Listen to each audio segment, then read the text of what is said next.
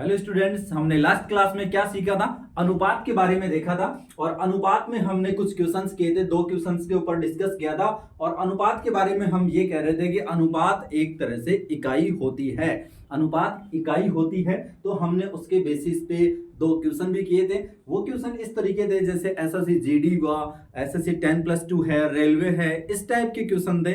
आज भी हम इसी टाइप के कुछ क्वेश्चंस हैं जिनका इस तरीके से हल करेंगे। हम आंसर क्वेश्चन देखेंगे और आंसर तुरंत चिपकाएंगे यहाँ। तो हम देखते हैं जो हमारे पास फर्स्ट क्वेश्चन है वो क्या है, देखते हैं।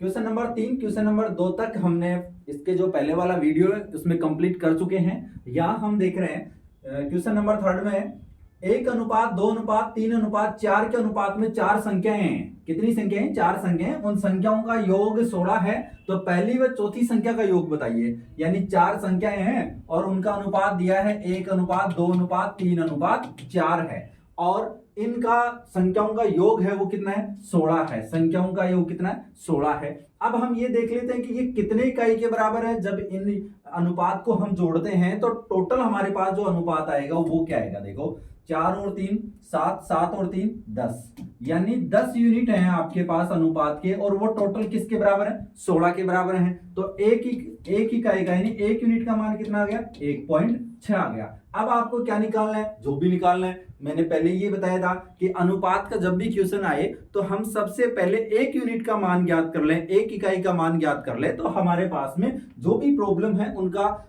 सॉल्यूशन आसानी से मिल जाएगा। तो पहली व चौथी संख्या का योग, तो पहली और चौथी संख्या का अनुपात देखो, ये कितना है? 1 और ये क्या है? 4। तो हमारे पास कितना आएगा? पहली प्लस चौथी, इनका दोनों का योग कितना आएगा? 5 यूनिट आया। कितना आया? 5 यूनिट। तो 5 गुणा 1 यूनिट का मान हमारे पास में 1.6 और ये कितना आ जाएगा? 80, यानी 80, यानी 80 आ जाएगा इसका आंसर। इसका आंसर क्या होगा? 80 होगा। देखो, ये मैंने यहाँ डिस्क्रिप्शन में आपको समझाने के लिए थोड़ा डिस्क्रिप्शन में बताया। बाकी यहाँ देखो, इनको ऐड करके आप इसके इक्वल करेंगे तो ये कितना रहा? ये हमारे पास 10 यूनिट रहा और ये 16 के बराबर है। तो हम जब भी अगर किसी संख्या का 10वां हिस्सा ज्ञात करते हैं या 10% ज्ञात करते हैं, एक ही बात है। तो हम सबसे पहले क्या करते हैं? अगर किसी संख्या में 0 है, लास्ट में किसी संख्या में 0 है तो उसका 0 हटा दीजिए। अगर लास्ट में 0 नहीं है तो एक अक्षर छोड़ के, एक डिजिट छोड़ के आप पॉइंट लगा दीजिए। जैसे यहां 10 यूनिट के बराबर है 16, तो ये देखिए, तो अगर 10 यूनिट के बराबर 16 है तो इसके अंदर 0 तो है नहीं। 0 नहीं है तो अपन क्या करेंगे? यहां अगर एक अक्षर छोड़े और फिर पॉइंट लगाए तो 1.6। तो देखो, ये सीधा सीधा यहां हम भाग देने की कोशिश नहीं करेंगे ऐसे भाई 10 के इसके बटा में लगाएंगे फिर इसको हल करेंगे। आप सीधा सीधा यहां हल करेंगे कि एक अक्षर छोड़ करके तुरंत पॉइंट लगा देंगे। अब हम चलते हैं अगले प्रश्न पे, और जो अगला प्रश्न है वो देखते हैं। दो संख्याओं का अनुपात है 10:7 है और उनका अंतर 105 है, तो उन संख्याओं का योग बताइए। देखो, इसको देखते ही हम कर सकते हैं। इसका आंसर होगा 595। कैसे होगा? देखो, यहां देखते हैं। देखो, हमारे पास इसने कहा है दो संख्याओं का अनुपात है 10:7 है और उनका अंतर 105 है। तो हम यहां दोनों संख्याओं का जो अनुपात का अंतर है वो भी निकाल लेते हैं। तो कितना? 3 यूनिट। 3 यूनिट यानी किसके बराबर है? 105 के बराबर है। किसके बराबर? 105 के। तो 1 यूनिट का मान निकालना है हमें। तो 1 यूनिट का मान 3 का भाग 105 में देंगे तो कितना आ जाएगा? 35 आ जाएगा। अब हम यहाँ देखते हैं उन संख्याओं का योग। तो इन संख्याओं का योग चाहिए, तो योग हम यहाँ देखते हैं। तो अनुपातों का योग भी देख लेते हैं। अनुपातों का योग क्या होगा? अनुपातों का योग होगा 17। कितना होगा? 17 यूनिट। टोटल योग दोनों संख्याओं का योग होगा। तो जो दोनों संख्या हैं उनका योग निकालते हैं। 17 गुणा 1 यूनिट का मान कितना आया? 35। और इन दोनों को मल्टीप्लाई करते हैं तो हमारे पास आएगा 595।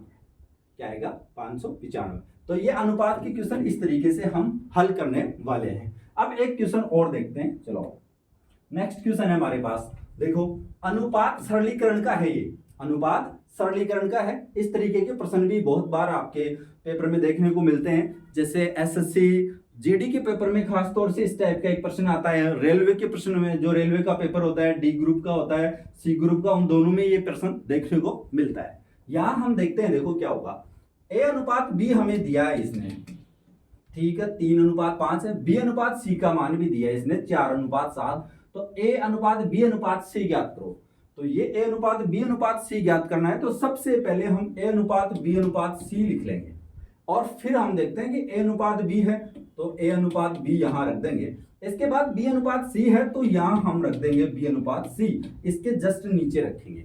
अब देखो ये जो बीच वाला अनुपात है ना, इसको हमें बराबर करना होता है, बराबर शिफ्ट में होना चाहिए। अगर यहाँ 5 है तो यहाँ पर भी 5 होना चाहिए, तो ऐसी तो सिचुएशन है नहीं। तो हम क्या कर सकते हैं कि इसको 4 से मल्टीप्लाई कर लें, इसको 5 से कर लें, तो यहाँ क्या आएगा देखो, इस नीचे वाले को हम अगर 5 से मल्टीप्लाई करते हैं तो यहाँ 20 आ जाएगा, और ऊपर वाले को 4 से मल्टीप्लाई करते हैं तो हमारे पास 20 हो जाएगा। यानी इसको मल्टीप्लाई कर लेते हैं सबसे पहले 20, जो कॉमन अनुपात है उसी की बात कर रहा हूं मैं, सबसे पहले कॉमन अनुपात है उसी को हम इक्वल करेंगे, तो ये 20 हो गया। अगर ऊपर वाले को इसको आपने 4 से मल्टीप्लाई किया है तो इस अकेला मल्टीप्लाई नहीं होगा, फिर ये भी होगा। ये अगर 4 से मल्टीप्लाई हुआ तो ये कितना आ गया, 12 आ गया। तो ये अगर देखो आपने ये कहा है कि इस 4 से इसको मल्टीप्लाई किया है 5 को, और इसको इससे, अब 5 को भी तो इससे करना था तो इसको इससे मल्टीप्लाई करेंगे, तो ये लो 35 आ गया। 12 अनुपात 20 अनुपात 35 इसमें है। ये लो हमने सिर्फ 2 ही लाइन लिखी हैं, इतना तो कुछ लिखना ही पड़ेगा, इतना तो देखना ही पड़ेगा आप।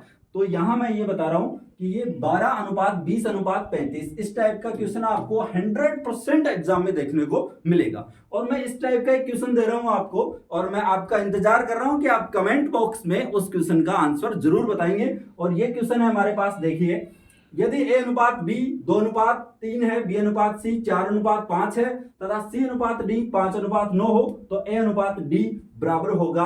ये इन ऑप्शन में से आपको देख करके आंसर बताना है, कौन सा होगा। मैं आपका इंतजार कर रहा हूं कमेंट बॉक्स में। अगली क्लास में ये क्वेश्चन हल होगा और इसके बाद में इसी श्रृंखला में नए क्वेश्चन हल होंगे। आप लगातार बने रहिए। Thank you.